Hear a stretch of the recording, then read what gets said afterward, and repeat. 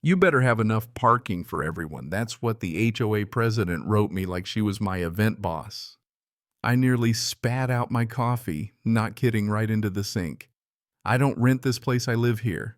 And suddenly there's a catering invoice in my name and 80 people about to roll up to my quiet little slice of heaven for a party I never agreed to. Tell me you've ever had a stranger just claim your property out of thin air like some kind of bad reality show. If you'd be as mad as I was, drop it in the comments because, man, my hands were shaking just picturing a swarm of strangers trampling my dock. It was a peaceful morning. I was in the kitchen, mug of coffee, looking out at the lake, that misty kind of stillness you only get when nobody's around yet. Deck creaking in the cool loons out near the reeds. My federal research permit, yeah, that's right, framed right there on the wall, reminding me why I bought this place. Freedom. No HOA rules, no paint color drama, no monthly meetings about mailbox height. Just space to run my acoustic research, no neighbors poking around. Then my phone buzzed, one email, whole life changed. Subject line event confirmation, Waterfront Community Day. My address, my dock parking instructions for 80 confirmed guests, and my jaw hit the floor. Not just a, hey, is it cool if... I'm talking full-on vendor confirmations, catering schedules, even a hand-drawn map with arrows right to my property. All signed by Pamela Knox, venue coordinator. At first I laughed, you'd think it was a mix-up, some clerical thing, but then I spot the catering invoice, billed directly to me as if this woman actually owned my house. My name, my responsibility, her fantasy. Coffee splashed across the counter, and I yanked open my laptop, needed to see my name on the deed, just to remind myself I wasn't losing my mind. There it was, clear as day. Mason Hale, sole owner. Boundary survey, everything well outside HOA control. Bought it for exactly that reason. My eyes landed on the federal research license, the acoustic study that's been months in the making, and suddenly my panic tripled. 8 weeks of baseline recording, strict 300-foot noise buffer, federally mandated quiet hours, all about to get bulldozed by a mob and some president with a clipboard. If 100 people started blasting music and slamming car doors, the whole season's data would be toast. And if the loons left, I might never get them back. Nora, my wife, walked in just as I was clutching the email like a bomb had gone off. She took one look at my face and went, "What happened?" I slid the laptop over, pointed at Pamela's masterpiece. Nora's expression went from confused to full-on shocked in about 10 seconds. This is fraud, right? She can't just claim the dock. I showed her the map, the arrows, the line where Pamela had written out where to park. Like she's the owner. Like we don't even exist, I said, and my voice sounded small. That's when I started calling. County office clerk confirms the septic permit, residential use, max 12 guests. Anything more? Needs commercial permits, infrastructure upgrades, a whole world of trouble. You'll want to document everything the clerk said, and I caught that little pause, the way her tone shifted, like she'd seen this escalate before. I stormed over to Rebecca Moore's place, next neighbor to the south. Not in the HOA either. Sharp as a tack, owns a drone for lake health monitoring. She read the email, her jaw about hit the table. Pamela did what Rebecca goes. Shaking her head. That's a new one even for her. She pulled up the HOA Facebook post, and sure enough, community waterfront celebration, bring the whole family, kids, asking about swimming folks, requesting handicap parking, all pointing to my house. My stomach dropped. How many people had Pamela convinced my private lake house was community property? I checked my security camera footage. Yep, 3 different cars driving down my private road this week, stopping at the gate, taking photos. One guy even pacing the fence line, measuring something like he's staking a claim.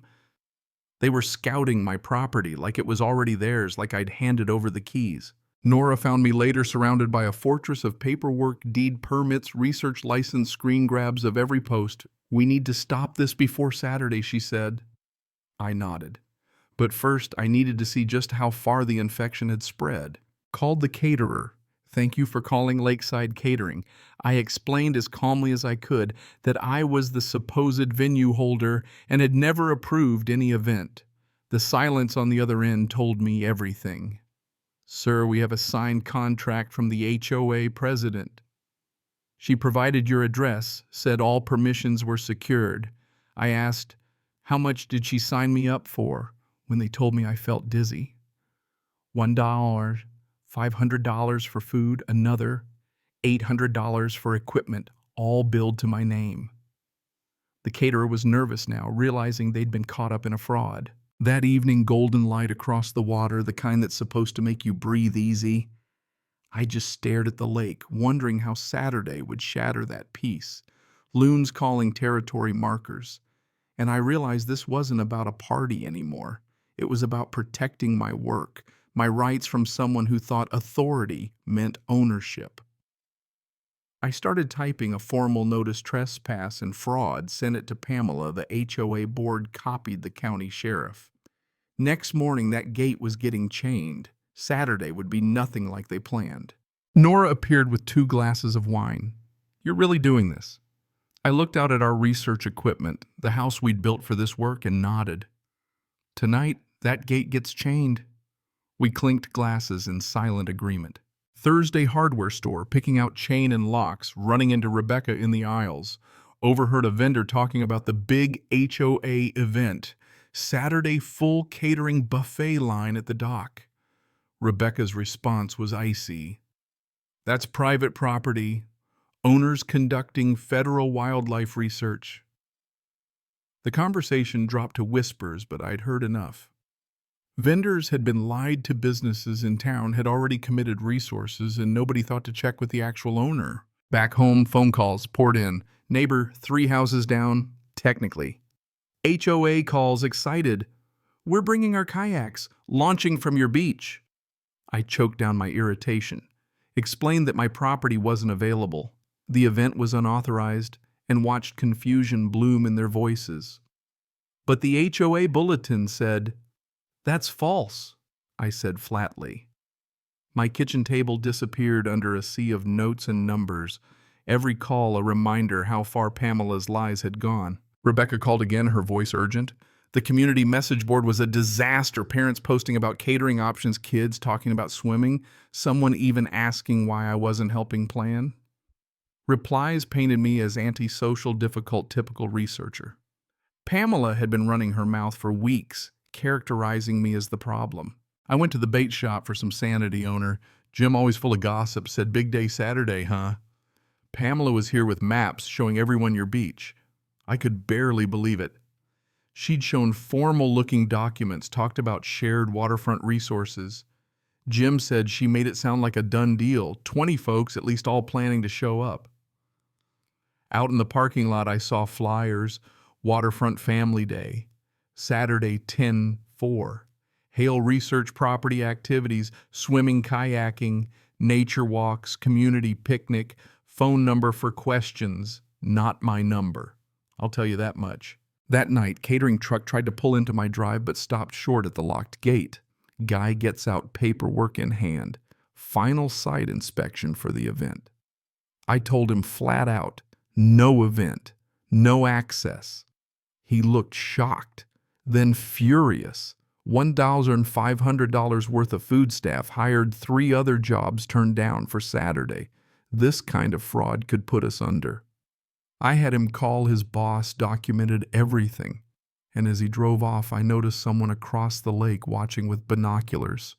Later learned it was another neighbor scoping the site for Pamela. Even the scouting turned into evidence for the case. Pamela had spun an entire web, and by now, even local insurance companies were calling me about event coverage she'd tried to set up using my name. The county environmental inspector stopped by citing my septic permit. Max 12 guests, he said 100 would be a violation. Call if anyone tries. Vendors began pulling out as I explained the fraud, a photographer calling about a backup wedding date because Pamela had told her the event was just the start of regular bookings. My property was about to become a business, apparently, if you believe Pamela. Nora came home eyes wide at the stack of business cards and printouts. This could mean federal charges, she whispered. We document everything I promised. That night, Rebecca called again. Pamela was at the grocery store telling folks I was charging the HOA for access painting me as the villain. Even my attorney was floored. This isn't just deception, Mason. It's conspiracy, multiple businesses, legal counsel, insurance scam. His advice: document everything. When nearly 100 people arrive at a chain gate, the evidence writes itself. Just be ready. People don't like being embarrassed. Friday night, the group chats exploded. Parents comparing notes, checking public records, realizing my land was outside the HOA, digging up county tax files and old listings. The lie unraveled. Registration for the event dropped from 100 to 40 to 9 in a few hours.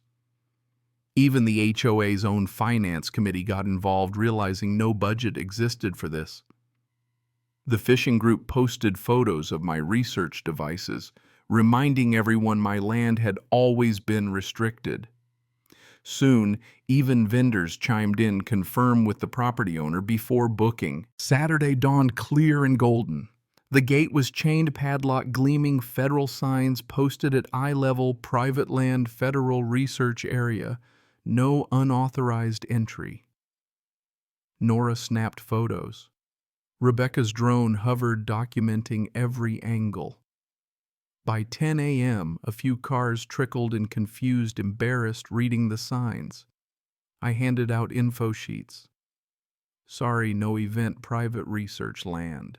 Some apologized, thanked me, headed to the public beach. Others sat in their cars, talking in low voices, kids disappointed. The only drama was the catering truck, Miguel waving a forged contract demanding payment. Ranger Laura showed up, announced that more than 12 guests was a violation.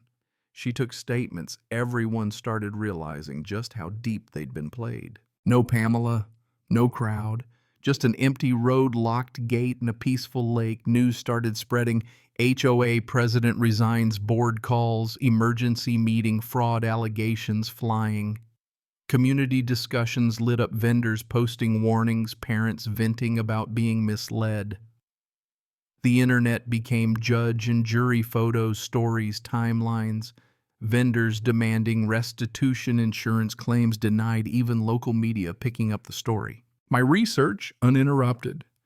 8 weeks of perfect data. Federal permit renewed, my work preserved. HOA implemented reforms, mandatory property verification, tighter presidential authority. The fishing group became unlikely allies, advocating for conservation. Nora organized community talks. Even kids got involved, learning about boundaries, science, truth. Pamela's name blacklisted across underwriter databases. Every vendor in the county warned. My locked gate became a lesson not about exclusion, but about drawing lines that matter. Sometimes the best revenge is just living in peace while the fraudsters implode. 2 weeks later, the loons returned, my research published, and the community better for it. So what do you think? Was I right to stand my ground, or should I have let the HOA take over? Have you ever dealt with authority run wild?